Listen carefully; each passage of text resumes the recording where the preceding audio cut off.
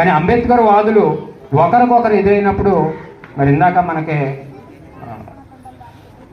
స్టార్టింగ్లో కొయ్య శ్రీనివాస్ గారు, అలాగే ఎల్పి వెంకట్రావు గారు, గారపాటి శ్రీని గారు వీళ్ళంతా చెప్పింది ఏంటంటే జై భీమ్ అని చెప్పాలని అన్నారు.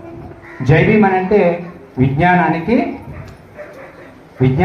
చెప్పాలి. మీరు అంత ఇందాక చెప్పారు కదా, విజ్ఞానానికి వర్ధిల్లాలి అంటే విజ్ఞానానికి మనకు సలాం కొట్టాలి. ఈ విజ్ఞానం ఎక్కడ పుట్టింది ఈ ప్రపంచంలో అని మనం ఒకసారి చరిత్రలోకి వెళ్తే, ఇదిగో నేను ఇందాక కొబ్బరికాయ కొడతాకు వచ్చినప్పుడు ఆ పేరు చూశానండి. ఆ పేరులో విజ్ఞానం కనపడింది నాకు. శ్రీరామ్ ప్రకాష్ యాదవ్.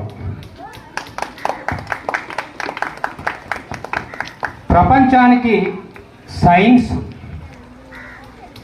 తెలియని రోజుల్లో, ప్రపంచానికి శాస్త్ర సంకేత పరిజ్ఞానం లేనప్పుడు, నేను చెప్పేది ప్రపంచానికి, నాట్ ఓన్లీ ఇండియా, నేను చెప్పేది ప్రపంచానికి సైన్సు అనేది పురుడు పోని మునుపు ఎక్కడో తూర్పు దేశంలో ఉన్నటువంటి ఒక చుక్కను చూసి ఈ ప్రపంచానికి లోకరక్షకుడు పుట్టాడు అని చెప్పింది మొట్టమొదటి ఏకైక వర్గం ఏదైతే ఉంది అని అంటే అది యాదవ వర్గం.